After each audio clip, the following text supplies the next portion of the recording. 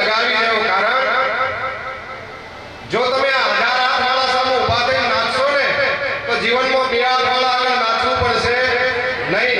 એટલે કદાચ પગમાં એવું થાય તો એક ઝટકો મારી દેવો, કારણ કે ભગવાન આગળ નાચવાથી કઈ નાના થઈ જવાનું નથી. તો ભગવાનનું આપણે અહીંયા સ્વાગત કર્યું, મસ્તક ઉપર લાવી અમને વિરાજમાન કર્યા છે. બોલો. હમણાં જો વાતો કરવાનું આપણે કહેવામાં આવે ને તો કદાચ માઈકનો અવાજ પણ ઓછો પડે. વાલા ભક્તો, આવો સુંદર લાવો મળ્યો છે તો અવશ્ય એનો આનંદ લેજો, કારણ કે ભગવાનનું સ્વરૂપ કેવું છે તો કે છે આનંદમય સ્વરૂપ છે. જ્યારે ભાગવતની કથાનો પ્રારંભ કરવામાં આવે ત્યારે ભગવાનનું સ્વરૂપ કેવું છે તો કે છે સચ્ચિદાનંદ રૂપાય વિશ્વોત્પત્યાદિ હેતવે તાપત્રય વિનાશાય શ્રી કૃષ્ણાય વયમ નમઃ. સચ્ચિદાનંદ રૂપાય તો કહેવાય છે ભગવાનનો આનંદ એ તમને ભગવાનના કાર્યમાં જ મળે, બાકી બધે જ્યાં મળે એને મજા કહેવામાં આવે. અને મજા તમે તમારા દીકરા દીકરીના લગ્નમાં નાચો પછી બહાર નીકળે કે બહુ મજા આવી, એ મજા છે. ભગવાન પાસે આવો તો તમને આનંદ મળે. મેડિકલ સ્ટોર હોય અને એમાં તમે જઈને કહો મને 500 ગ્રામ ખોડ આપો, આપશે? એની પાસે દવા છે તો દવા જ આપે. એમ ભગવાન પાસે આનંદ છે તો ભગવાન પાસે આવો ને તો આનંદની પ્રાપ્તિ થાય, કારણ કે એનું સ્વરૂપ એવું છે. અને પછી કહ્યું છે કે વિશ્વોત્પત્યાદિ હેતવે, ભગવાન ત્રણેય પ્રકારના દુઃખોનો નાશ કરે છે. તાપત્રય વિનાશાય, ત્રણેય પ્રકારના જે દુઃખ છે આ વિશ્વની અંદર એ ત્રણેય દુઃખોનો નાશ કરવા ભગવાન એનો નાશ કરે છે. અને એવા ભગવાનના શ્રી ચરણોમાં આપણે વંદન કર્યા છે. અને પાછું કહ્યું છે કે શ્રી કૃષ્ણાય વયમ નમઃ. એકલા ભગવાન કૃષ્ણને નમસ્કાર નથી કર્યા, સાથે રાધાજીને પણ નમસ્કાર કરવામાં આવ્યા છે. નમઃ અહીંયા બહુ વચન આપવામાં આવ્યું છે, શ્રી કૃષ્ણાય વયમ નમઃ. તો ભગવાનનું સ્વરૂપ સારું છે, ભગવાનનો સ્વભાવ સારો છે, અને ભગવાન ત્રણેય પ્રકારના દુઃખોનો નાશ કરે છે. અને વાલા ભક્તો, આ સંસારમાં સ્વરૂપની નહીં પણ સ્વભાવની પૂજા થાય છે. આપણે ઘણા સુંદર હોઈએ, રૂપાળા હોઈએ, સારા કપડાં પહેરીએ, સારા ઘરેણાં પહેરીએ, પણ જો સ્વભાવ સારો ના હોય ને તો મહેલામાં પણ કોઈ બોલાવે નહીં. એટલે સ્વભાવની પૂજા થાય છે, સ્વરૂપની નહીં. અને ભગવાન આવા ત્રણેય પ્રકારના દુઃખો, આદિ, વ્યાધિ અને ઉપાધિ, આ સંસારમાં જે ત્રણ દુઃખો છે એ ત્રણેય દુઃખોનો આ ભગવાન નાશ કરે છે.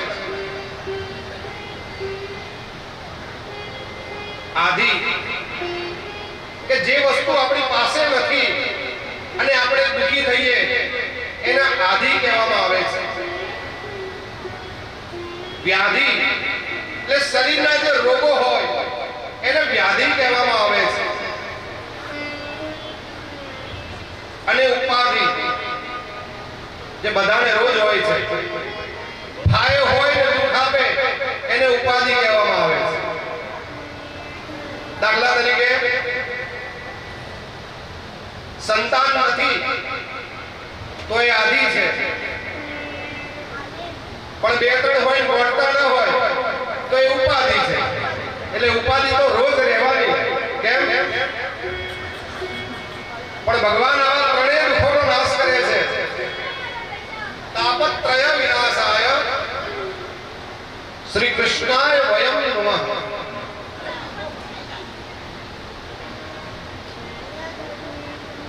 અહીંયા ભગવાનને દાદાજી સાથે નમસ્કાર કર્યા છે ભાગવતની શરૂઆતમાં. બીજા જેને આ ભાગવત જમે જમે ને ગૃહે ગૃહે પહોંચાડ્યું છે એવા ભગવાન સુખદેવજી મહારાજને પ્રણામ કરવામાં આવ્યા છે.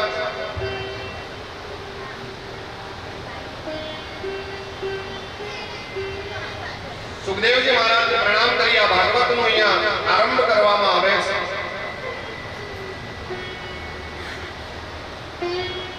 यम प्रवदन्तु मनुपेतकृत्यं द्वैपायनो विरहकातराजुहाम पुत्रेति तन्मयतां तर्वोऽभिनेदु तं सर्वभूतं हृदयं मुनिमास्तोऽस्मि. કે જેમણે આ ગ્રંથની રચના કરી એવા ભગવાન સુખદેવજી મહારાજને વૈપાયન વિરહાત કાતર, ભગવાન વેદવ્યાસ જીના પુત્ર છે એવા ભગવાન સુખદેવજી મહારાજને પણ અહીંયા નમસ્કાર કરવામાં આવ્યા છે.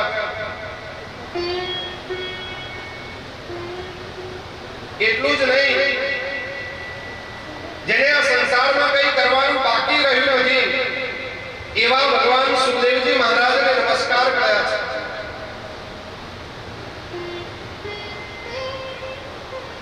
અરે મુનિઓના મુનિ એવા વ્યાસ મુનિ પણ ભગવાન સુખદેવજીને નમસ્કાર કરે છે.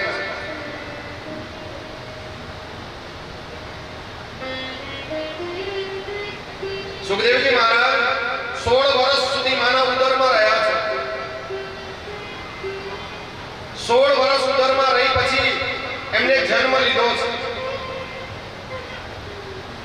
એવા સુખદેવજી મહારાજને અહીંયા ભાગવતની અંદર પ્રણામ કરવામાં આવ્યા છે. અરે સુખદેવજી મહારાજ તો 16 વર્ષ રહ્યા છે. જ્યારે 7મા સ્કંદની અંદર કથા આવશે પ્રહલાદની, તો પ્રહલાદ એની માતાના ગર્ભની અંદર 100 વર્ષ રહેલા છે. 100 વર્ષ ગર્ભમાં રહ્યા પછી જન્મ લીધો છે. તો જેને સંસારમાં કંઈ કરવાનું બાકી રહ્યું નથી એવા સુખદેવજી મહારાજને પ્રણામ કરી આ શ્રીમદ ભાગવત કથાનો પ્રારંભ કરવામાં આવે છે.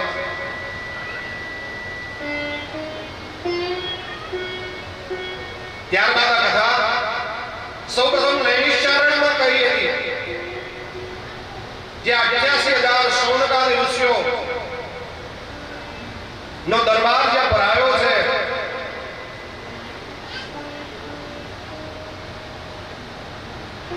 અને જે કથામાં રસ છે 88,000 શૌનકાદી ઋષિઓ કથામાં કુશળ હોવા છતાં પણ કથા સાંભળવા માટે ભેગા થયા છે.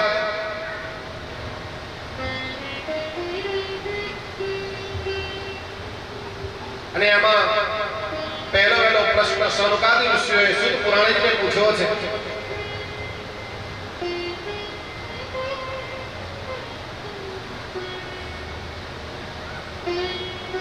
તો કહે છે, મહામુનિ, અમે ઘણા બધા ગ્રંથો વાંચ્યા છે, અમે ઘણું બધું જ્ઞાન પ્રાપ્ત કર્યું છે, પણ અમારા મનને હજુ શાંતિ મળી નથી.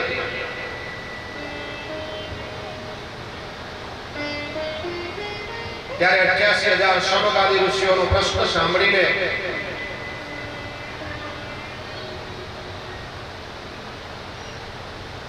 શુદ્ધ પુરાણિક કહેવા લાગ્યા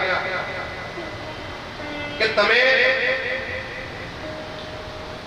શ્રીમદ ભાગવત સપ્તાહ જ્ઞાન યજ્ઞની કથા સાંભળો. એ કથા તમારા જીવનને ધન્ય બનાવી દેશે. ત્યારે 88,000 શૌનકાદી ઋષિઓ કહેવા લાગ્યા કે તમે અમે એવું અમારા કાનની અંદર એવું રસાયણ રેડો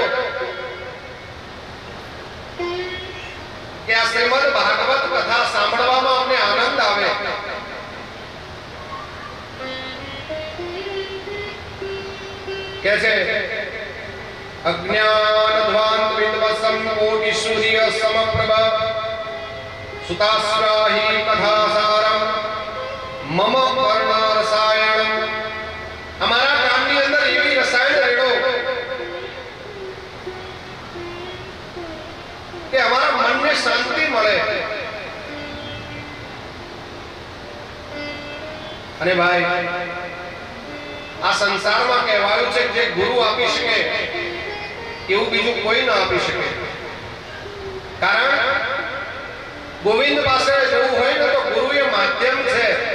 એટલા માટે કહ્યું છે કે ગુરુ ગોવિંદ દોનો ખડે કિસકો લાભ પાય બલિહારી ગુરુ આપણે જીને ગોવિંદ યો બતાય। આ ભગવાનની આગળ પહોંચવું હોય તો કોઈ માધ્યમ જોઈએ અને માધ્યમ એટલે ગુરુ છે। અને તમને પણ વૈકુંઠ ધામના જો કોઈ દર્શન કરાવી શકે તો એ તમારા ગુરુ જ હોઈ શકે। બાકી સીધે સીધા આપણે વૈકુંઠના અધિકારી નથી બનતા। એટલે ભાગવતજીમાં પણ લખ્યું છે પ્રયત્નંતે ગુરુ પ્રીતો વૈકુંઠમ યોગી દુર્લભમ। યોગીનો પણ દુર્લભ એવું વૈકુંઠ ધામ જો પ્રાપ્ત કરવું હોય તો ગુરુ મહારાજની કૃપા જોઈએ। કારણ કે ગુરુ વગર કશું મળતું નથી। ભાગવતજીમાં પણ ગુરુનું ખૂબ મહત્વ આપવામાં આવેલું છે। સદગુરુ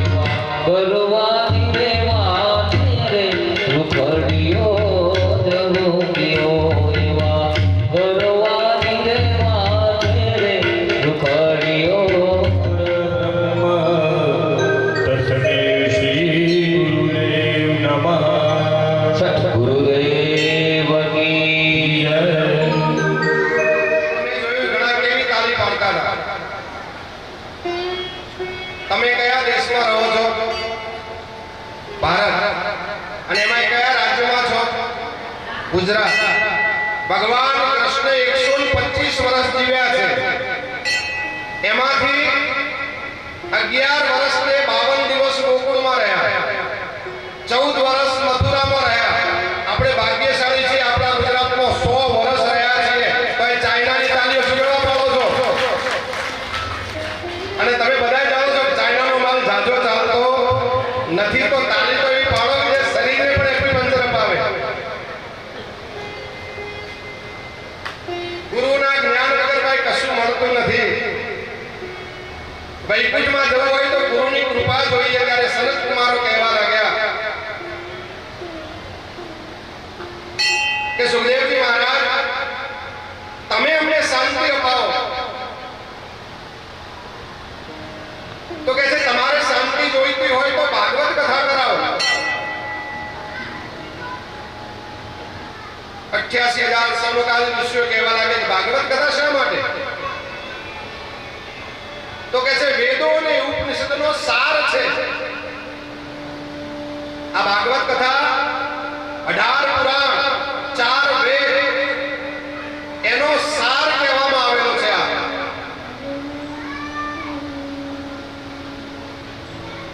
અને એ ભાગવત કથા કરાવવાથી તમારા મનને શાંતિ મળશે.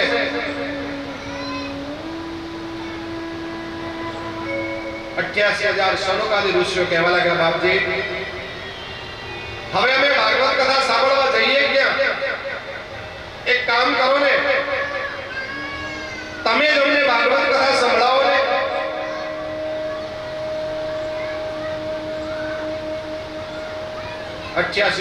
સનોકાદી ઋષિઓનું વચન સાંભળીને સુખદેવજી મહારાજ આનંદ નામના તટ ઉપર શ્રીમદ ભાગવત કહેવા માટે તૈયાર થયા છે.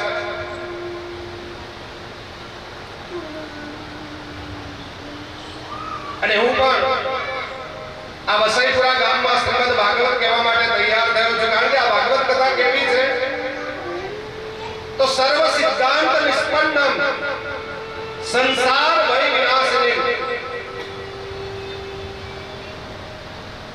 સુખદેવજી મહારાજ જે તમને ભાગવત કથા કહેવા જઈ રહ્યા છે એ જ કથા આજે વસઈપુરા ધામમાં પણ હું કહેવા જઈ રહ્યો છું. તો એ કથા કેવી છે કે સર્વ સિદ્ધાંતો વાળી અને સંસારના ભયને દૂર કરનારી આ કથા છે. હવે તમને જાય સંસારનો ભય શેનો?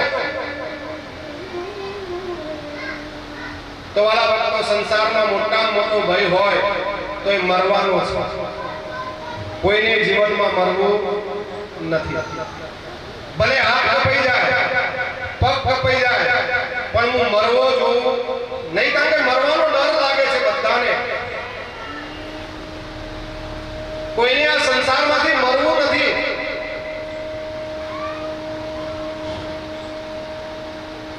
પણ વાલા ભક્તો, જે લોકો ભગવાનનું યજન કથા વાર્તા પૂજન કરે છે એને મૃત્યુનો ડર ભગવાન અવશ્ય દૂર કરાવે છે.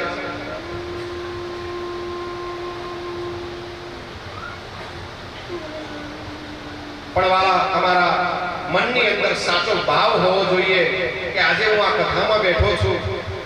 આવા ભાવથી બેસો તો તમારો મૃત્યુનો ડર પણ દૂર થશે.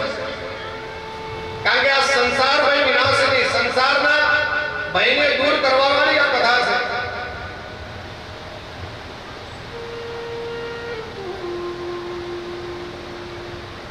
તો કથામાં કહ્યું છે એકલા કથામાં આવીને બેસી જવું એટલું મહત્વનું નથી.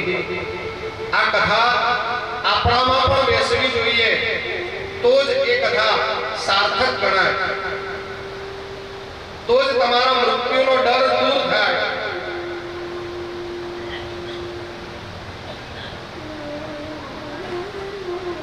કથા આપણામાં બેસવાની પ્રધાનતા હોવી જોઈએ. કથામાં તો આપણે આવીને બેસીએ છીએ.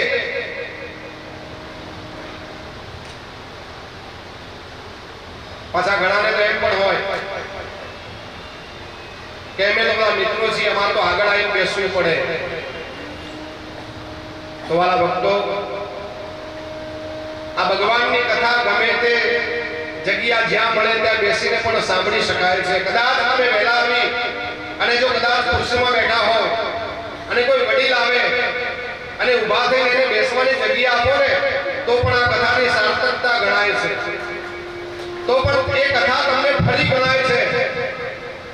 આ કથા આપણા જીવનની અંદર જે નૈતિક ફરજો છે, જે મૂળભૂત ફરજો છે, ફરજો શીખવાડવાનું જો કોઈ કામ કરતું હોય ને તો આવી ધાર્મિક કથાઓ છે વાલા ભક્તો. એટલે જ આ કલિયુગની અંદર આ કથાઓનો દોર ખૂબ આગળ ચાલ્યો જાય છે.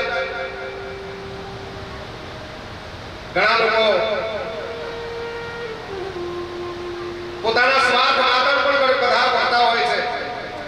ઘણા લોકો પોતાની આજીવિકા ચલાવવા માટે પણ કરતા હોય છે. અમારા જેવા કે ભાઈ અમે કથા કરી અમારું જીવન ચલાવીશું, અમારું પરિવાર ચલાવીશું. ઘણા અત્યારે કથાકારો એવા પણ છે કે જેના આપણે દક્ષિણા પણ ચૂકવી ન શકીએ એટલી બધી દક્ષિણાઓ હોય છે ને શું કરતા હોય છે ભગવાન જાણે. પણ આ કથાની મુખ્ય હેતુ એવો છે કે ભક્તોના જીવનની અંદર કયા પ્રકારે સુધારો થાય, એનું જીવન કેવી રીતે સરળ બને, એની ફરજો સમાજ પ્રત્યેની શું છે એ શીખવવા માટેના ધાર્મિક પ્રસંગો છે ભાઈ.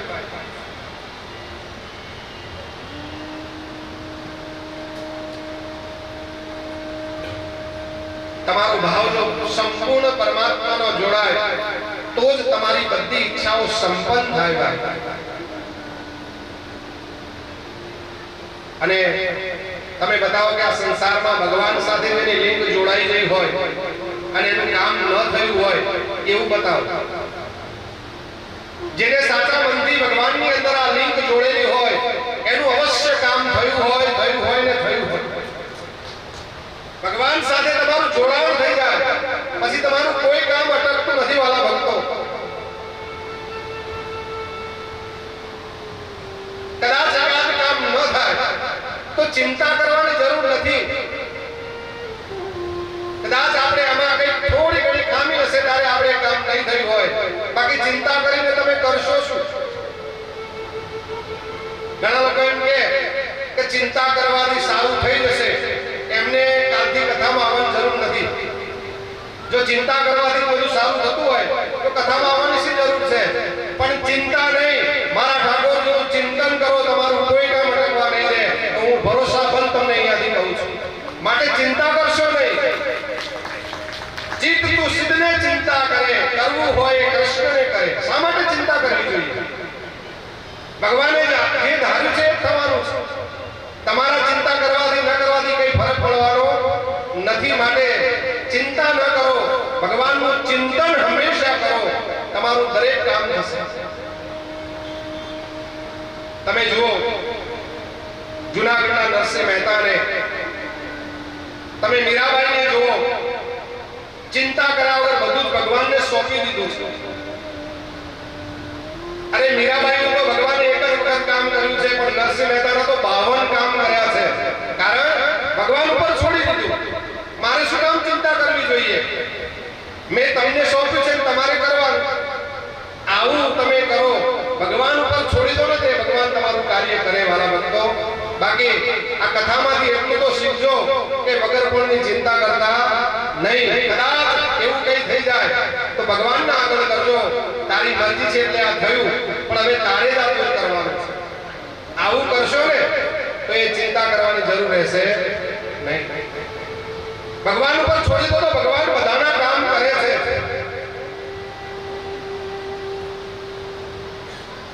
ભગવાને સૌથી મોટું કામ શું કર્યું છે કે આપણને મનુષ્ય બનાવે. તો એ ઘણા લોકો એમ કે ભગવાને અમારા માટે શું કર્યું? ભાઈ મોટા મોટું કામ કર્યું, આપણને મનુષ્ય બનાવ્યા છે. આ મનુષ્ય અવતાર મળ્યો છે ને એ દુર્લભ છે. બડે ભાગ માનુષ પન પાવા. રામચરિત માનસમાં તુલસીદાસજી પણ કહે છે કે મનુષ્ય અવતાર પામવો ને એ કોઈ નાની સૂની વાત નથી. તો એ આપણે ભગવાનને કહેતા જોઈએ છે શું કર્યું?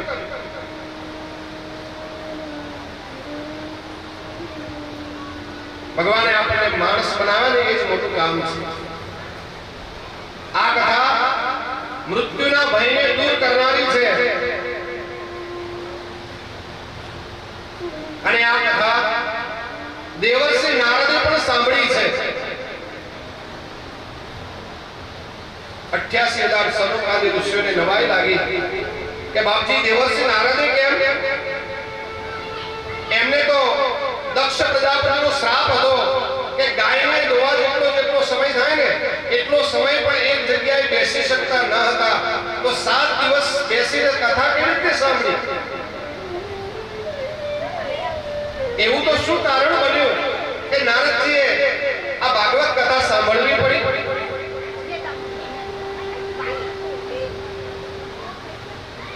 તમારા ભક્તો કહ્યું છે ને કે અજર કરીને ચાકરી, પંછી કરીને કામ. આ સંસારમાં સ્વાર્થ વગર કોઈ કોઈનું કામ કરતું નથી. તો કે છે નારદજીને કયો સ્વાર્થ હતો?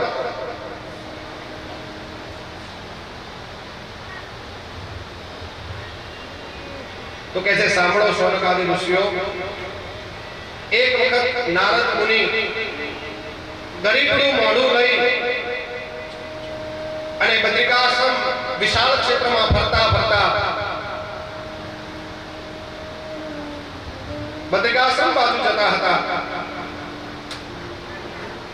ત્યાં તેમને શૌનકાદિ ઋષિઓનો ભેટો થયો છે. અને શૌનકાદિ ઋષિઓએ પ્રશ્ન કર્યો છે કે બાપજી, તમે કેમ ઉદાસ છો? આ તમારું મોઢું પડી ગયેલું હોય એવું કેમ લાગે છે? તમે કઈ ચિંતામાં છો? કથમ બ્રહ્મદેવમુખમ કુતશ્ચિંતામ તુરો ભવામ ત્વરિતમ ગમ્યતે પુત્ર કુતશ્ચાગમનમ તવઃ. તમારું મોઢું ઉતરેલું છે, તમે ચિંતામાં દેખાવ છો અને ક્યાં ગયા હતા ને ક્યાંથી આવો છો? શૌનકાદિ ઋષિઓએ જ્યારે નારદજીને આવા પ્રશ્નો કર્યા ત્યારે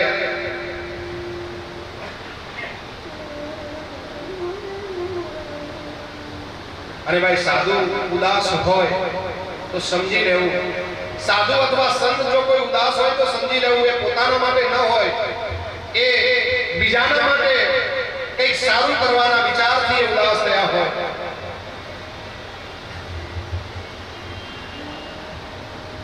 સૌનકોનો પ્રશ્ન સાંભળી નારદજી કહે છે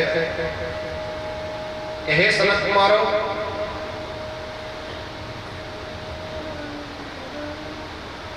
હું આખા બ્રહ્માંડનું ભ્રમણ કરતો કરતો આ બદ્રિકા વિશાળ ક્ષેત્રમાં આવ્યો છું અને ત્યાં મેં ઘણું બધું જોયું છે. તો કહે છે સત્યમ નાસ્તિ તપઃ શૌચમ દયાદાનમ ન વિદ્યતે ઉદરમ ભરણી જીવાહ વરાકા કુટભાષિણા. સત્યમ નાસ્તિ તપઃ. હું ફર્યો છું બધી જગ્યાએ, મેં કોઈ જગ્યાએ સત્ય જોયું નથી, મેં કોઈ જગ્યાએ તપ જોયું નથી. શૌચમ દયાદાનમ ન વિદ્યતે. કોઈ જગ્યાએ મેં દાન પુણ્ય કરતા લોકો જોયા નથી. માત્ર ઉદરમ ભરણી જીવાહ, પોતાનું પેટ ભરવા વાળા લોકો મેં જોયા છે. વરાકા કુટભાષિણા, માત્ર જુઠ્ઠું બોલવા વાળા લોકો જોયા છે.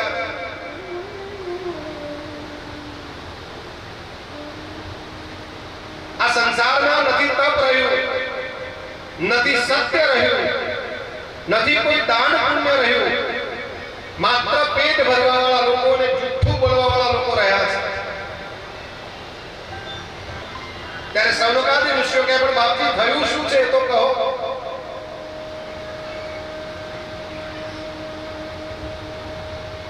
નારદજી કહે છે આ સંસારમાં લોકો પાપી બન્યા છે. આ સંસારમાં માતા પિતા પણ પોતાની દીકરીઓને વેચવા માંડ્યા છે.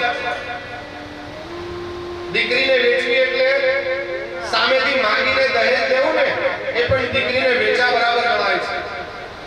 આવો સમય આવ્યો છે.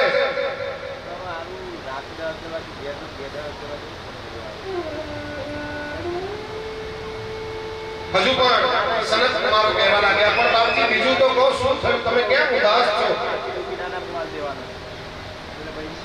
તો નારદજી કહે છે હે સનત કુમારો, હું જ્યારે વૃંદાવનના ક્ષેત્રમાંથી નીકળ્યો ત્યારે મેં એક ત્યાં દ્રશ્ય જોયું છે.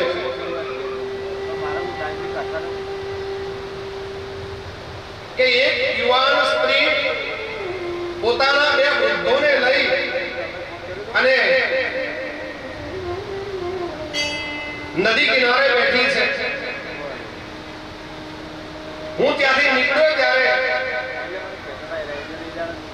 તે સ્ત્રી મને બે હાથ જોડી કહેવા લાગી કે ભોભો સાધુ ક્ષણંતિષ્ઠ મપી ચિંતા વિનાશય, કે હે સાધુ થોડી વાર બહાર હો અને મારી ચિંતાનો તમે નાશ કરો.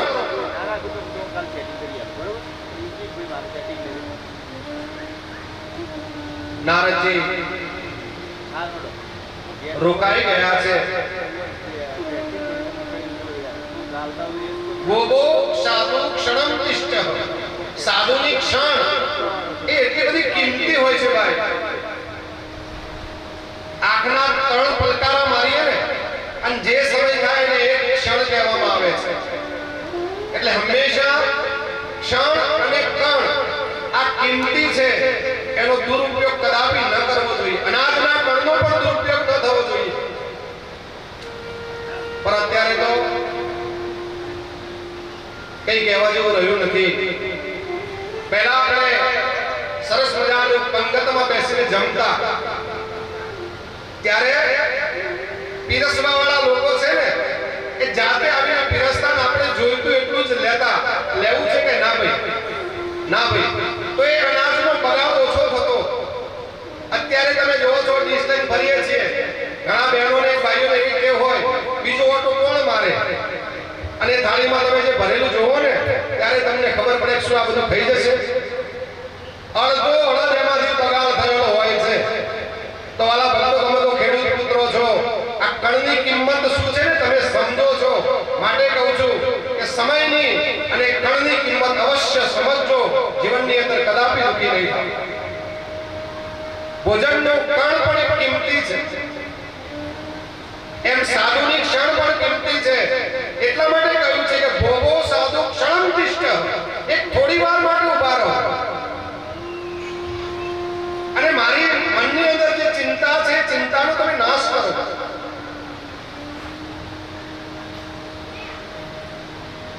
નારદજી ઉભા રહે છે, પ્રશ્ન કરે છે કે તમે કોણ છો?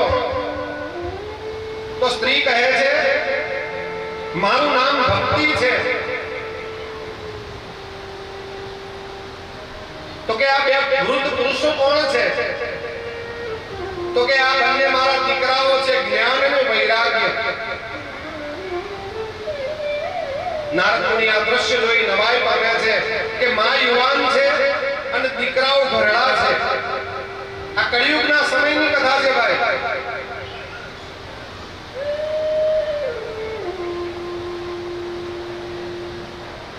નારદજી કહે છે આવું કેમ બન્યું? તમે તો ભક્તિ રાણી છો, તમે તો દરેકના હૃદયમાં રહેવા વાળા છો, તો તમને કેમ આવું બન્યું? ત્યારે ભક્તિ રાણી કહે છે કે ઉત્પન્ના દ્રવિડેશાહમ વૃદ્ધિમ કર્ણાટકે ગતઃ કસસ્તિંત મહારાષ્ટ્રે ગુર્જરે જીર્ણતામ ગતામ. ભક્તિ રાણી બોલ્યા છે કે હું દ્રવિડ દેશમાં ઉત્પન્ન થઈ છું અને કર્ણાટકમાં હું વૃદ્ધિ પામી છું. મહારાષ્ટ્રમાં આવી અને હું થોડી ક્ષીણ થવા માંડી. જ્યારે ગુજરાતમાં પ્રવેશ કર્યો ને ત્યારે હું જીર્ણતામ ગતામ, હું ઘરડી થઈ ગઈ છું. ગુજરાતમાં આવી અને હું ઘરડી થઈ છું. તો વાલા ભક્તો, ઘરડી ભક્તિ એટલે શું? એવો પણ પ્રશ્ન છે. તો ઘરડી ભક્તિ એટલે જાણવું બધું પણ કરવું કશું નહીં, એનું નામ ઘરડી ભક્તિ. આપણી ભક્તિ ક્યારે યુવાન બને ક્યારે ઘરડી બને કોઈ નક્કી હોતું નથી. હમણાં શ્રાવણ મહિનો ગયો, તો શ્રાવણ મહિનામાં તમે જાઓ ને તો મહાદેવજીના મંદિરમાં આમ જગ્યા ન મળે, આપણે પાણી ચડાવવા માટે જગ્યા ન મળે. અને અત્યારે તમે તમે જાઓ, જે લોકો કદાચ 2-4 જણ રોજ દીવો કરવા જતા હશે એ જતા હશે, બાકી કોઈ જાય છે? આપણી ઘરડી ભક્તિ બની ગઈ. જ્યારે અધિક મહિનો આવે ને, પાછા આપણે મંદિરના માળા લઈને બેસી જઈએ અને ભગવાનનું નામ સ્મરણ કરીએ. જેવો અધિક મહિનો પૂરો થાય એટલે પાછા ઘરડા. તો જાણવું બધું, કરવું કશું, એનું નામ ઘરડી ભક્તિ. અત્યારે પાછો આ વખતે આ વર્ષમાં જેઠ મહિનો અધિક આવશે. જાત્રા કરવા જઈએ, આમ ઘેર કામ હોય તો પગ દુખે, અને જાત્રા કરવા જઈએ ત્યારે ગમે એવા પગથિયા ચડવા હોય તો એ ચડી જઈએ. કેમ? એક વખત ભક્તિ યુવાન મળે છે, અને ઘેર આવીએ એટલે તરત ઘરડી ભક્તિ, કોઈ યાદ નહીં, કશું નહીં. વાલા ભક્તો, દેખા દેખીથી જે કરાય ને એ ભક્તિ પણ ઘરડી જ કહેવાય છે. માટે કરો તો સાચા દિલથી કરો, ન તો ન કરો. પણ આપણું કરવાનું ખરું, પછી તરત છોડી પણ દેવાય. ભક્તિ રાણી કહે છે, આ ગુજરાતમાં આવી અને હું ઘરડી થઈ. ગુર્જરે જીર્ણતામ ગતામ. હવે ગુર્જરના 2 અર્થ છે, એ પણ તમને કહું. અહીંયા ભાગવતકારો એવું પણ કહે છે કે પઠાનકોટની આગળ ગુર્જર પ્રદેશ છે, પંજાબની અંદર. એ ગુર્જર પ્રદેશ પણ ગણવામાં આવે છે, અને સર્વસામાન્ય ભાષામાં ગણવામાં આવે તો આપણે ગુજરાત પણ સમજી બેઠા છે. પણ અહીંયા ગુર્જર શબ્દ વાપર્યો છે, એટલે પઠાનકોટ જે પંજાબ છે ને એની આજુબાજુનો પ્રદેશ છે, ગુર્જર પ્રદેશ છે, અને ત્યાં જઈ અને ભક્તિ કરવી થઈ છે, એવું ભાગવતકારો કહે છે.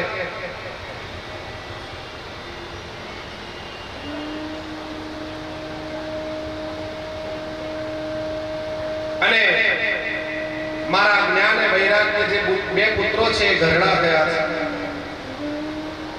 તો હે સાધુ, તમે કંઈક કરો, મારા બંને પુત્રોને યુવાન બનાવો, નહીં તો હું ઇદમ સ્થાનમ પરિત્યજ્ય વિદેશમ ગમનમ તવ. જો તમે એ નહીં કરો તો હું આ સ્થાન છોડી અને વિદેશમાં જતી રહીશ. અને વાલા ભક્તો, અત્યારે તમે વિદેશમાં જાઓ ને તો ભક્તિનું પ્રમાણ એટલું બધું વધ્યું છે. આપણા કદાચ બાળકોને સંસ્કૃતમાં શ્લોકો બોલાવો તો નહીં બોલતા હોય. તમે જર્મનીમાં જાઓ ને તો આખા સંસ્કૃતના શ્લોકોમાં વાતો કરે છે. ત્યાં એટલી બધી ભક્તિ વધી છે. ત્યારે ભક્તિ રાણીએ કહ્યું કે જો જ્ઞાન અને વૈરાગ્યને તમે નહીં જગાડો તો હું વિદેશમાં જતી રહીશ. અને અત્યારે આ કળિયુગમાં થોડું થોડું એ બધું બનવા માંડ્યું છે. અત્યારે તમે ફોરેનમાં જાઓ તો ભક્તિનું પ્રમાણ વધવા લાગ્યું છે, અને આપણે સનાતન ધર્મનો ટેકો લીધો છે તે છતાં પણ નીચા આવતા જઈએ છીએ. કારણ આપણી ભક્તિ એટલા માટે ભાઈ. બાકી ભક્તિમાં દંભ ન હોવો જોઈએ. ભક્તિ એ નિર્મળ મનથી હોવી જોઈએ. એટલે જ ગામડાની અભણ ગંગા સતી પણ ગાય છે કે ભક્તિ એ કરવી જેને રાંક થઈને રહેવું, મેળવું અંતરનું અભિમાન. ભક્તિ કરવી હોય તો એકદમ નિર્મળ મનથી કરવી જોઈએ. ભક્તિમાં હંમેશા અભિમાન ન ચાલે વાલા ભક્તો.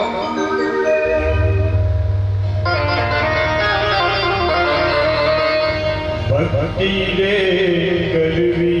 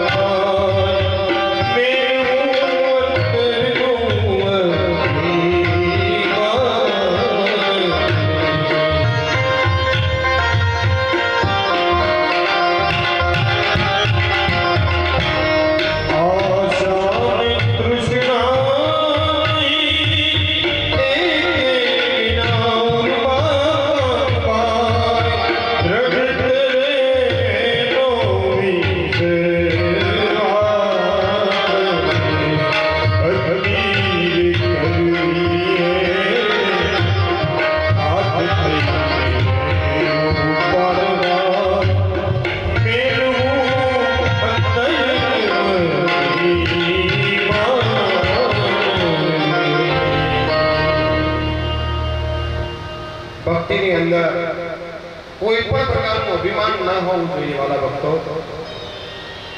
જ્યારે ભક્તિ રાણીએ કહ્યું કે વિદેશમાં જતી રહીશ ત્યારે નારદજી કહે છે કે તમારે કઈ જવાની જરૂર નથી.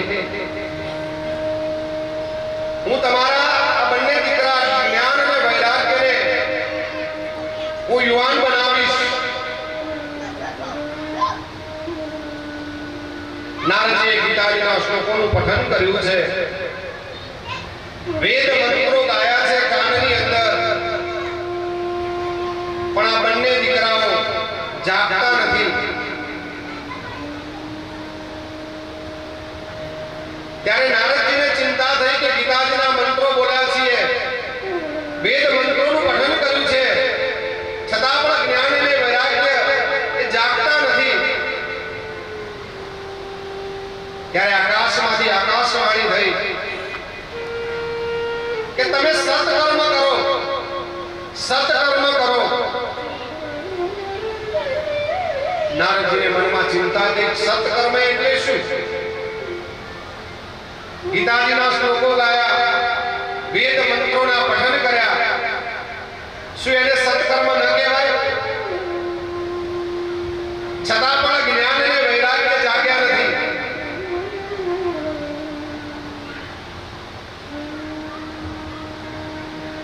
ત્યારે આ વાક્યને સનત કુમારોએ જ્યારે સુખદેવજી મહારાજને પ્રશ્ન કર્યો છે કે બાપજી, જેના જ્ઞાન અને વૈરાગ્ય સૂઈ રહ્યા હોય એને જગાડવા માટે શું કરવું જોઈએ?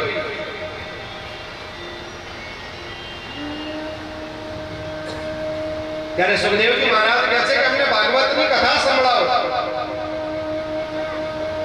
અને ભાગવતની કથા સંભળાવવાથી અવશ્ય એ જ્ઞાન અને વૈરાગ્ય જાગશે.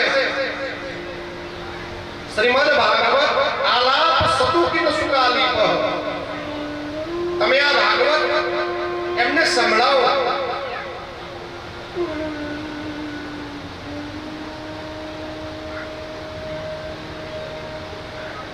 ભાગવત રૂપી સત્સંગ કરો તો જ્ઞાન અને વૈરાગ્ય અવશ્ય જાગશે. અને વાલા ભક્તો, ભાગ્યમાં હોય તો સત્સંગ મળે, બાકી સત્સંગ મળે નહીં. અને જન્મો જન્મના પુણ્ય હોય ને તો આવી કથા પણ મળે. બાકી કદાચ તમે કથામાં આવીને બેસો અને એવું પણ બને કે કથાની શરૂઆત થાય ને ફોન આવે કે ફલાણા ભાઈ આવે છે, જલ્દીથી ઘેર આવો, તો કથા સાંભળ્યા વગર પણ ઘેર જવું પડે. એટલા માટે કહ્યું છે કે જન્મના પુણ્યનો ઉદય થયો હોય તો જ તમને આ કથામાં બેસવા મળે. અને તમારા પિતૃઓના આશીર્વાદ હોય ને તો એ કથા આખી સાંભળવા પણ મળે. બાકી જો ભગવાનની કૃપા ન હોય ને તો એ કથા સાંભળી શકતા નથી. તમે અહીં આવેલા તમારે સ્થાન છોડીને જતું રહેવું પડે. કારણ કે મેં પહેલા પણ કહ્યું કે ભગવાનની કૃપા સિવાય કશું શક્ય નથી.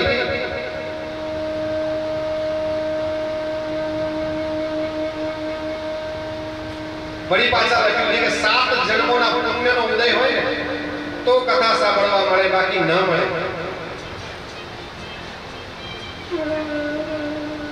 એક જગ્યાએ બહુ પૈસાદાર કુટુંબ હશે અને એમણે દેખાદેખી કરીને ભાગવત કથા બેસાડી કે ફલાણાએ બેસાડી તો મારે પણ પૈસા છે, હું કેમ ન બેસાડું?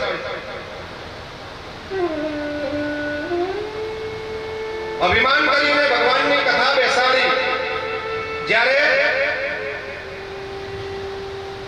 કથાનો જ્યારે કોચી યાત્રાનો વરઘોડો નીકળ્યો ને ત્યારે શરૂઆતમાં ઘરની બહાર નીકળ્યા, કોઈ ફટાકડો ફોડ્યો અને જે ભાઈએ કથા કરવાનું વિચાર્યું હતું એના કાનમાં ધ્રાસકો પડ્યો, કાને સાંભળવાનું બંધ થઈ ગયું. આવ્યા, કથા ચાલુ થઈ, 7 દિવસ કથા સાંભળી. દરેકે સાંભળી પણ પોતે એ કથા સાંભળી ન શક્યા. લોકોએ પૂછ્યું કે તમે કથા બેસાડી, બહુ સારું કર્યું, તમને પણ પુણ્ય મળે કથા સાંભળવાનું. તો કહે છે મને આ 7 દિવસ આવીને ખુરશીમાં તો બેઠો પણ કથા સંભળાઈ નથી. મારા કાનની અંદર કંઈક થયું હોય એવું લાગે છે. 7 દિવસ પૂરા થયા, કથા પૂરી થયા, જ્યારે કથા પૂરી થયાની પોચી યાત્રા નીકળી અને ફરી પાછો કોઈ ફટાકડો ફોડ્યો અને રાસ્તો છૂટી ગયો.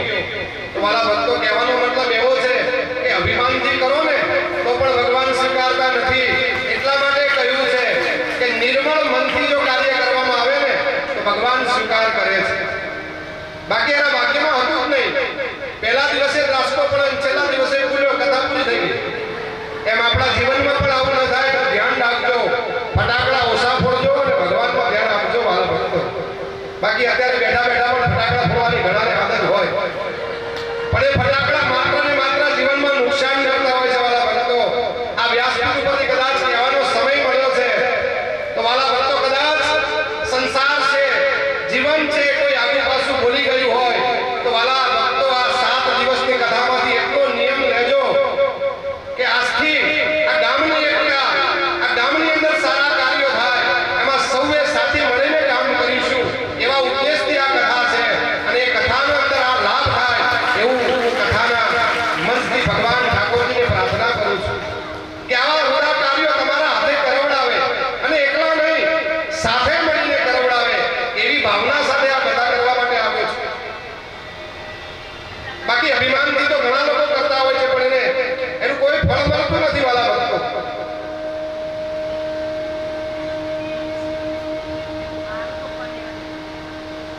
તો સત્સંગ કરો અને સત્સંગ કરવાથી તમારા જ્ઞાન વૈરાગ્ય જાગી જશે. એમને ભાગવતની કથા સંભળાવો.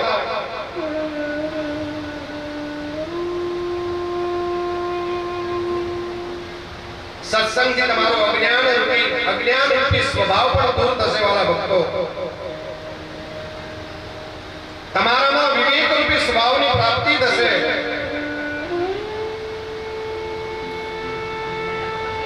અને વિવેક રૂપી સ્વભાવ જ આપણને સુખ આપે છે.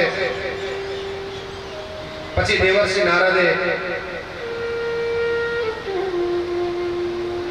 દેવર્ષિ નારદના કહેવાથી સનત કુમારોએ આનંદ નામના તટ પર શ્રીમદ ભાગવતની કથા કહેવાનું શરૂ કર્યું છે. અને સનત કુમારો કહે છે કે એકમ ભાગવતમ શાસ્ત્રમ મુક્તિદાનેન વર્જતિ. આ ભાગવત જ એવું શાસ્ત્ર છે કે તમને મુક્તિ આપવાનું કામ કરે છે. તમારા પિતૃઓને મોક્ષ આપવાનું જો કોઈ કામ કરતું હોય તો એક શાસ્ત્ર છે, એ શ્રીમદ ભાગવત છે. એટલા માટે સનત કુમારોએ પણ કહ્યું છે કે એકમ ભાગવતમ શાસ્ત્રમ મુક્તિદાનેન વર્જતિ. આ ભાગવત તમને મુક્તિ અને મુક્તિ બંને આપવાનું કામ કરે છે. એટલા માટે કહ્યું છે મુક્તિં ચ મુક્તિં ચ દદાસ નિત્યમ ભાવાનુસારેણ સદા નરાણામ. તમારો જેવો ભાવ હશે ને એવી મુક્તિ ને મુક્તિ તમને આપવાનું કાર્ય જો કોઈ કરતું હોય તો આ ભાગવત રૂપી શાસ્ત્ર છે.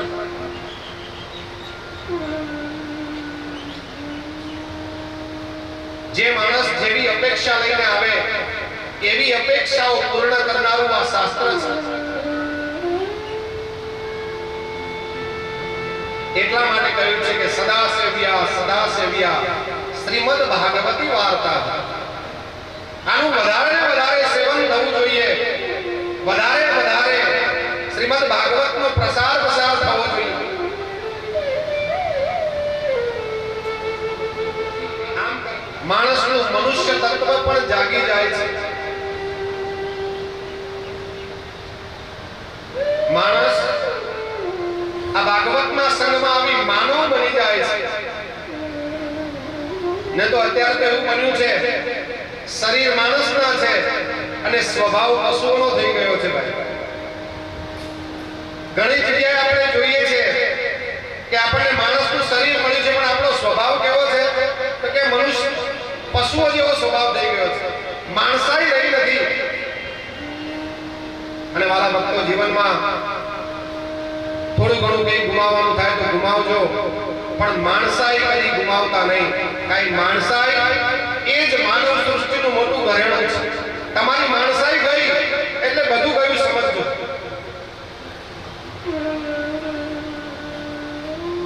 તો ગમે તે થાય માણસાઈ બોલવી નહીં. એક જંગલમાં કોઈ યુવાન ભર જંગલમાં ચાલ્યો જતો હશે. રસ્તામાં જંગલમાં વચ્ચે પહોંચ્યો, સામે એક સિંહ આવ્યો છે. એ સિંહને જોઈ યુવાન ગભરાયો કે કદાચ આ સિંહ મને મારી નાખશે તો. અને સિંહ પણ ભાઈ ભૂખ્યો હતો, એની પાછળ દોડ્યો છે. અને આ યુવાન પોતે બચવાની બીકે એક ઝાડ ઉપર ચડી ગયો છે. સિંહ ભૂખ્યો હતો એટલે ઝાડ નીચે જ બેસી રહ્યો કે આજે નહીં તો થોડી વાર રહીને યુવાન નીચે તો ઉતરશે. તો એ જે યુવાન ઝાડ ઉપર ચડ્યો હતો એ ઝાડ ઉપર બીજી ડાળી પર એક વાંદરો બેઠેલો હતો. વાંદરાએ આ દ્રશ્ય જોયું, નીચે સિંહ પણ જોયો. 1 કલાક 2 કલાક રાત પડવા આવી પણ સિંહ ત્યાંથી ઊભો થયો નહીં, કારણ કે ખૂબ જ ભૂખ્યો હતો. એને શિકાર મળેલો જ હતો કે આ નીચે તો ઉતરશે ને. અંધારું થયું, હવે કરવું શું? ત્યારે એ યુવાને પેલા વાંદરાને કહ્યું કે આ સિંહ નીચે જ બેઠો છે, મને ઉતરવા નહીં દે, અને રાત પડી ગઈ છે, અને કદાચ જો જોકું આવી ગયું ને હું પડી ગયો તો આ સિંહ મને મારી નાખશે.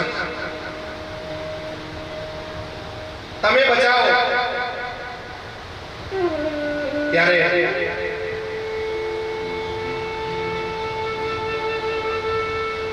વાંદરાએ કહ્યું, તારે બચવું છે કે હા? તો એક કામ કરીએ, થોડી વાર માટે તું સૂઈ જા અને હું જાગીશ, તારી રક્ષા કરીશ, તને પડવા નહીં દઉં. પછી જ્યારે તારી ઊંઘ પૂરી થાય ત્યારે હું સૂઈ જઈશ, તારે મારી રક્ષા કરવાની. માણસ કે બરોબર છે. તો કે પહેલા હું સૂઈ જાઉં, તમે મારી રક્ષા કરો. માણસ ઝાડ ઉપર સુવા લાગ્યો. વાંદરો સામે ડાળી પર બેસી રહ્યો છે અને પડવા દેતો નથી. 2 3 4 કલાક એની ઊંઘ પૂરી થઈ. પછી કહ્યું કે હવે તમે સૂઈ જાઓ, હું તમારું રક્ષણ કરું, હું જાગું છું. વાંદરો કે ભલે. થોડી વાર માટે આ વાંદરો સૂઈ ગયો અને આ માણસની જાગવાની વારી હતી. 1 કલાક થયો છે અને માણસના મનમાં વિચાર આવ્યો કે લાવને, આ સિંહ હજુ નીચે બેઠો છે તો આ વાંદરો સૂયો છે એને ધક્કો મારી દઉં અને વાંદરો નીચે પડશે એટલે સિંહ એને ખાઈ જશે. એટલે સિંહ ડરાશે અને નીકળશે તો હું સાવચેતી કરી નીકળી જઈશ. તો વાલા ભક્તો, એ માણસે સૂતા વાંદરાને ધક્કો માર્યો. પણ આપણે બધા જાણીએ છીએ કે વાંદરો હોશિયાર હોય, એને કૂદતાય આવડતું હોય અને બીજી જગ્યાએ જઈને બેસતાય આવડતું હોય. વાંદરાને જ્યારે ધક્કો માર્યો, વાંદરો નીચે સિંહ ઉપર જ પડ્યો અને ટપીને પાછો બીજા વૃક્ષ ઉપર જઈને કહેવા લાગ્યો, માણસ, આટલો વિશ્વાસ મેં તને સાચવ્યો અને તે તારી માણસાઈ ગુમાવી. અરે મને તો કૂદતા આવડે છે, હવે તો ઉતરી બતા. આ માણસાઈ ન જવી જોઈએ વાલા ભક્તો. અને માણસાઈ જઈને તો બધું જ ગયું સમજજો. આવી કથાઓ આપણને માણસાઈ શીખવે છે. બાકી વાંદરાનો તો નિયમ છે કૂદકા મારવાનો, એ તો કૂદીને બીજા ઝાડ પર પણ જતો રહે. હવે આનું શું? તો આવા શાસ્ત્રો આપણને માણસાઈ શીખવે છે. અને એવું કહેવાય છે કે આ સંસારમાં જેને ભાગવતની કથા સાંભળી નથી એના કાન છે ને દર જેવા છે ભાઈ. સાપને રહેવાનો દર હોય એવા દર જેવા કાન છે જેને આ કથા નથી સાંભળી. અને જેને જીવન દરમિયાન આ ભાગવતની કથા ન સાંભળી હોય એને પોતાની માતાના ઉદરને દુઃખ આપવા માટે જન્મ લીધો એવું લાગે છે. મિથ્યા જન્મની જન્મ દુઃખ બાજા. પોતાના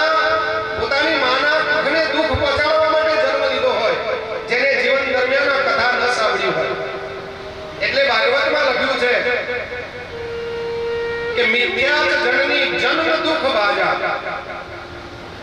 પોતાની માતાને દુઃખ પહોંચાડવા માટે જન્મ લીધો એવું લાગે છે. અને વાલા ભક્તો, બન્યું એવું, આ કથાનો પ્રવાહ ચાલતો હતો અને ગંગા કિનારેથી યમુના કિનારે જઈ એ કથાનો પ્રવાહ અટક્યો છે. અને ઘટના એવી ઘટી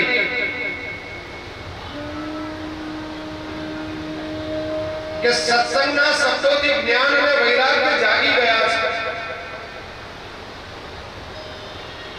આ ભાગવત રૂપી સત્સંગ કર્યો સનત કુમારોએ, અને સત્સંગનો પ્રવાહ જ્યારે ગંગા કિનારેથી યમુના કિનારે પહોંચ્યો અને એ પ્રવાહથી આ સુતેલા જ્ઞાન અને વૈરાગ્ય જાગ્યા છે.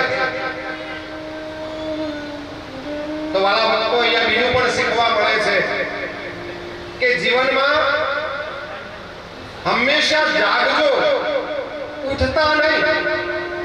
કારણ કે અત્યારે તો સમય આવ્યો છે કે એક માણસ ઉઠે અને પાછળ 100 માણસને સુવાડતો જાય. આપણે સવારે પેપરમાં વાંચીએ કે ફલાણા ભાઈ ઉઠી ગયા, પણ એ ઉઠ્યા પાછળ 100 જણને ઊંઘાડતા ગયા.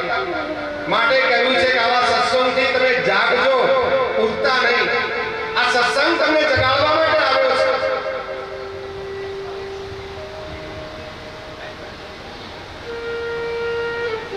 જીવનની અંદર હંમેશા જાગવું વાલા ભક્તો, ઉઠવું નહીં. કારણ કે ઉઠવાથી ઘણું નુકસાન થતું હોય છે. જ્ઞાન અને વૈરાગ્ય જાગ્યા છે. યમુના જળમાં સ્નાન કર્યું, તરુણ અવસ્થા પાછી મળી. એની માતા ભક્તિ રાણી પોતાના બંને દીકરાઓને લઈ, સાથે જુદા જુદા ઋષિઓને લઈ અને સરસ કુમારો જ્યાં ભગવાનની કથા કરતા હતા તે જગ્યાએ ગયા છે. સર્વ શ્રોતાજનોએ ભક્તિ રાણીને આવતા જોઈ ખૂબ આનંદ થયો. સાથે ભારતના તીર્થો, ભારતની નદીઓ પણ વિવિધ સ્વરૂપે ભગવાનની કથા સાંભળવા માટે જઈ રહી છે. તો વાલા ભક્તો, આ કથા પણ આપણને એવું શીખવે છે કે જ્યારે કથા સાંભળવા જઈએ ને ત્યારે કદાચ પાડોશમાં કોઈ બેઠું હોય તો એને પણ કહેવું જોઈએ કે ચાલો આપણા ગામમાં કથા બેઠી છે, આપણે સાંભળવા જઈએ. તમે જેટલા માણસોને સાથે લાવશો ને એટલું પુણ્ય તમારા ભાગ્યમાં ઉદય થશે વાલા ભક્તો. આ ભક્તિ રાણી સાથે જ્ઞાન વૈરાગ્ય પોતાના પુત્રો, વિવિધ પ્રકારના ઋષિ મુનિઓ, ભારતના તીર્થો પણ કથા સાંભળવા માટે આવ્યા છે. તો આપણે પણ આવતીકાલે કથા સાંભળવા આવીએ. કદાચ કોઈને ખબર ન હોય તો સાથે કહીએ કે કથા બેઠી છે, ચાલો. એમાં કઈ નાના ન થઈ જવાય. કારણ કે કથાની અંદર તમે જેટલા માણસો લાવશો એટલું પુણ્ય તમારામાં ઉદય થશે. કથા સાંભળવા આવો ત્યારે વાત કરતા કરતા ન આવો. ભગવાનનું નામ સ્મરણ કરતા કરતા કથામાં આવવું. કથામાં બેસો પણ ત્યારે પણ વાતો ન કરવી. શક્ય હોય તો ગૌમુખી માળા લઈ આવી અને ભગવાનનું સ્મરણ કીર્તન કરતા રહેવું.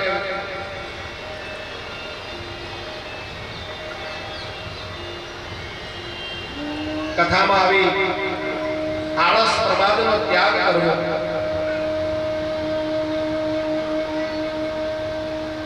સરસ મજાનો મંડપ હોય, ઠંડક વાતાવરણ હોય, કદાચ આંખ મેચાઈ જાય તો પણ કથામાં પાપ લાગે છે.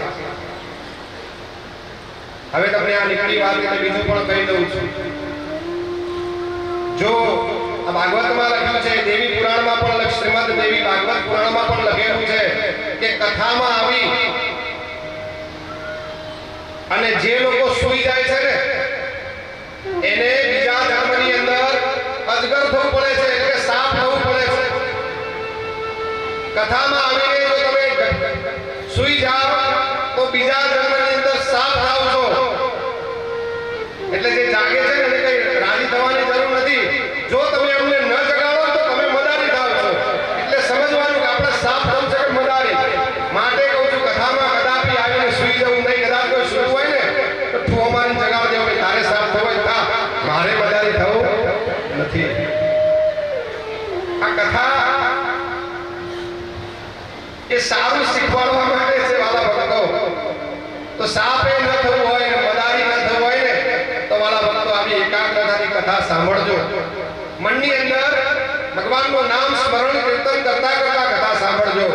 કથા પૂરી થયા બાદ જ્યારે જઈએ ને ત્યારે મંડપની બહાર નીકળીએ એટલે ફલાણી આવી હતી ફલાણી ના આવી મેં તો એને કીધું તું આ બધું કરીએ ને તો પણ સોંભળેલું છે બધું પાણીના રેલે જાય. એટલે જાઓ તો પણ ભગવાનનું કીર્તન કરતા ઘરમાં જજો વાલા. કથા સાંભળેલી સાર્થક ગણાશે.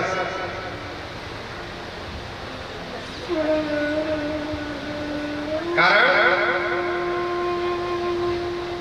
કથામાં આવી જે લોકો વિક્ષેપ કરે છે ને એને બ્રહ્મ હત્યાનું પાપ પણ લાગે છે વાલા ભક્તો. બ્રાહ્મણને મારવો એ જ બ્રહ્મ હત્યા નથી. કથામાં આવી તમે આવો વિક્ષેપ કરો, કથામાં આવીને બીજો ઘોઘાટ કરો તો પણ એ બ્રહ્મ હત્યા સમાન પાપ છે. કોઈ બાળકને એના માતા પિતાથી અલગ કરો તો પણ બ્રહ્મ હત્યા સમાન પાપ લાગે છે. અત્યારે તમે જોવો છો આવું બનતું હોય છે.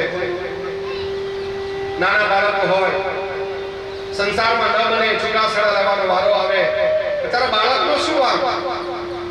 બાળકને તમે માતા પિતાથી અલગો કરો છો. આવું સંસારમાં બને છે ભાઈ, એ મોટું પાપ છે. બ્રહ્મ હત્યા સમાન પાપ છે. માટે બાળકને એના માતા પાસે રહેવા દેજો.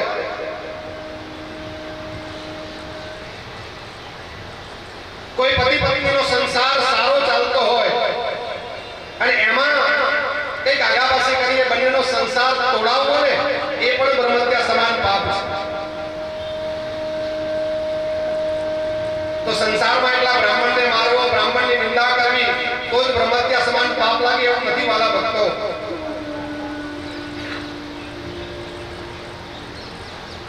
જ્યારે જ્યારે કથામાં આવો ત્યારે પરમાત્માના ગુણગાન ગાતા ગાતા આવજો. કથા પૂરી થયા બાદ જાઓ ત્યારે ભગવાનના ગુણગાન ગાતા ગાતા જજો. કારણ પરમાત્મા ના નામનું સ્મરણ, પરમાત્માના નામની ભક્તિ પોતાના હૃદયમાં રાખવી. કારણ નારદજીએ કહ્યું છે કે ના અહમ વસામી વૈકુંઠે ન ચ યોગીનામ હૃદયે મદ ભક્તા યત્ર ગાયન્તિ તત્ર તિષ્ઠામિ નારદ. કે હે નારદ, હું વૈકુંઠમાં નથી, હું કોઈ યોગીઓના હૃદયમાં નથી, પણ જ્યાં મારા ભક્તો ભેગા થઈ અને મારા જ્યાં ગુણગાન ગાય છે ને ત્યાં મારો સદાય વાસ છે. આજે હું ખાતરીપૂર્વક કહું છું કે આપણે આ કથા કરવા બેઠા છીએ ને તો અવશ્ય કોઈ જગ્યાએ મારો ઠાકોરજી આવીને બેઠો છે. અને જો સાહેબ સાચી શ્રદ્ધા હશે તો 7મા દિવસે તમને દર્શન પણ આપીને જશે. આ વ્યાસપીઠના દાખલા છે સાહેબ. પણ મેં પહેલા જ કહ્યું તમારી નિષ્ઠા હોવી જોઈએ, તમારું મન પવિત્ર હોવું જોઈએ અને કથા પ્રત્યે પ્રેમ હોવો જોઈએ. તો ઠાકોરજી તમારા અવશ્ય કામ કરે. એટલા માટે કહ્યું છે કે જ્યારે આવા ભગવદા ગુણાનું ગવાતા હોય ને ત્યાં ભગવાનનો વાસ છે. વૈકુંઠ તો આપણે જોયું નથી, અહીં આપણે વૈકુંઠ બનાવવાનું છે 7 દિવસમાં અને ભગવાનનો વાસ કરવાનો છે. તો વાલા ભક્તો, જ્ઞાન અને વૈરાગ્યને જગાડવાનું જો કામ કર્યું હોય ને તો માત્ર ને માત્ર શ્રીમદ ભાગવતે કર્યું છે.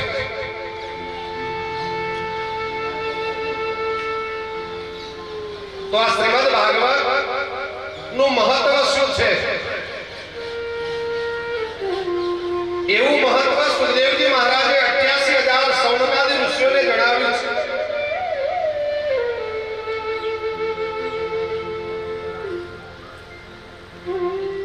વળી પાછો સૌનકાદી ઋષિઓએ પ્રશ્ન કર્યો છે કે બાપજી, એવી કોઈ કથા ખરી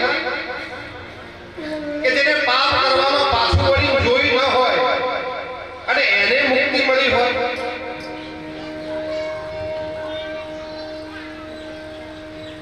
यस्य स्मरण मात्रेण पाप हानि प्रजायते કે જેને પાપ કરવામાં પાછું વળી ન જોયું હોય અને એનો પણ ભાગવત સાંભળવાથી ઉદ્ધાર થયો હોય એવી કથા ખરી? તો સુખદેવજી મહારાજ કહે છે હા એ કથા પણ ખરી, પણ વાલા ભક્તો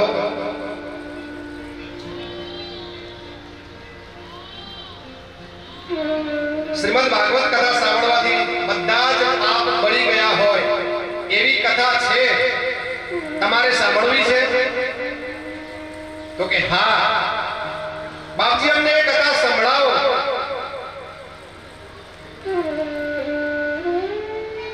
ત્યારે સુખદેવજી મહારાજ કહે છે હે મુનિવરો, સમયના અભાવે અને આ પદ્મ પુરાણમાં જે આપ્યું છે મહાત્મય છે એ મહાત્મયના અભાવે હવે એ કથા હું તમને આવતીકાલે સંભળાવીશ.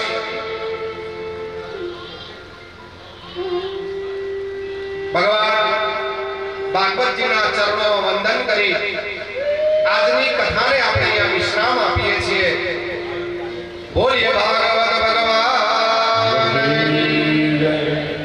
કથામાં વિશ્રામ આપ્યા પછી પણ એવું લખેલું છે કે ભગવાનની કથા પૂર્ણ થાય વિરામ થાય ને તો પણ થોડું કીર્તન થવું જોઈએ, અને કીર્તન થાય ને તો જ મનુષ્યના જીવનમાં આનંદ આવે. તો અહીંયા ફરી પાછું થોડું કીર્તન થઈ જાય પછી આપણે આરતીના આગળ જઈશું. તો ઊભા થઈને થોડું કીર્તન થવા દો.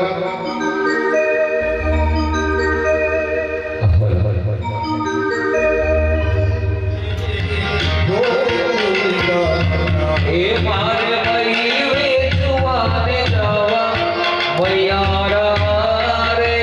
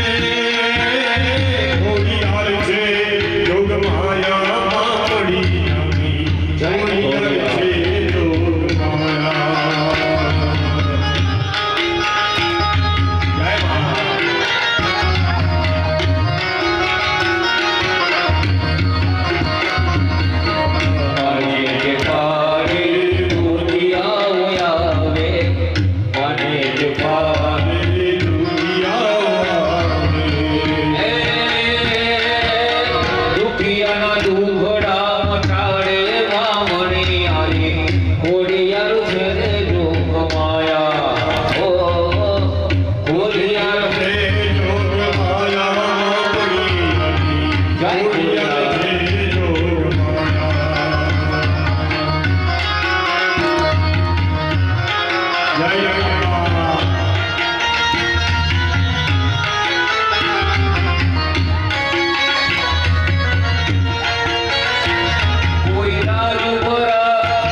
કોઈ રાજપરા જઈને મનાવો મારી વાયુ ઘોડિયાર રમવાને આવે કોઈ રાજપરા જઈને ગાઓ મારી ગાયો રે ઘોડિયાર રમવાવે કોઈ કાદણિયા એ કોઈ કાદણિયા ધરાથી તેડાવો જગ જનનીમાં ઘોડ રમવાને આવે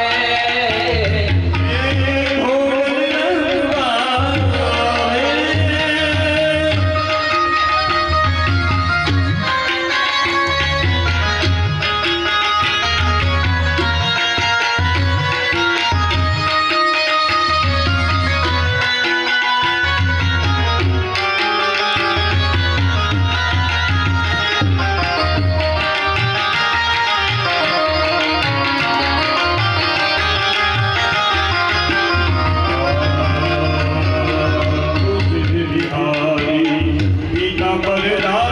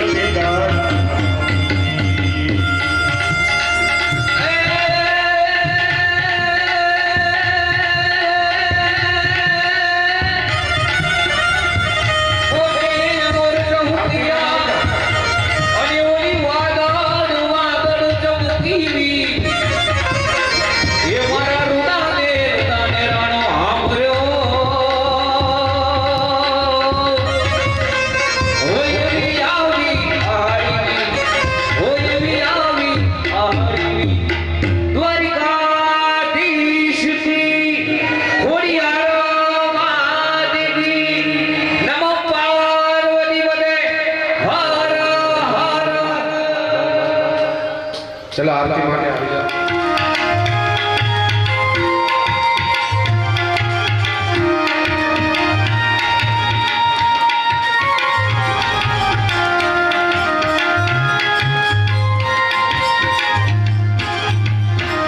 ઓમ જય કાના કાળા પ્રભુ જય કાના કાળા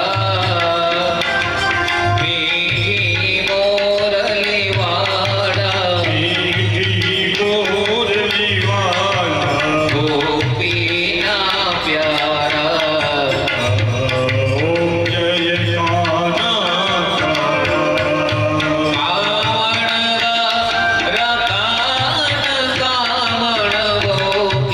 પ્રભુ કામણ કૈયા પાથર ચોરી મોહન ઓમ જય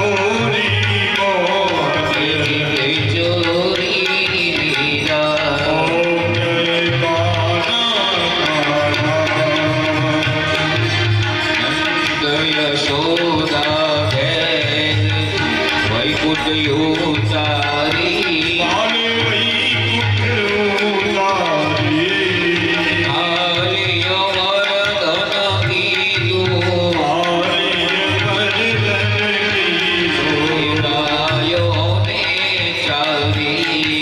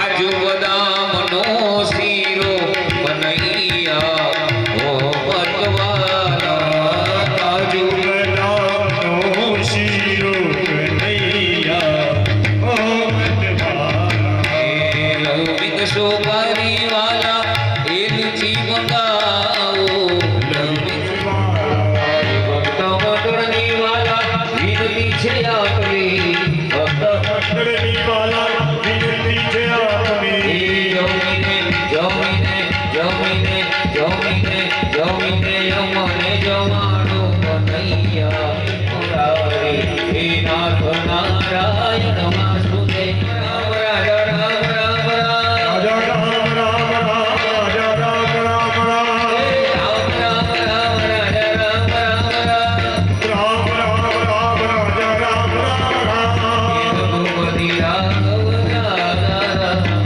દીન પાવન દીકારા પતિ પાવન સીતા કૃષ્ણ કનૈયા રાધાને વાલે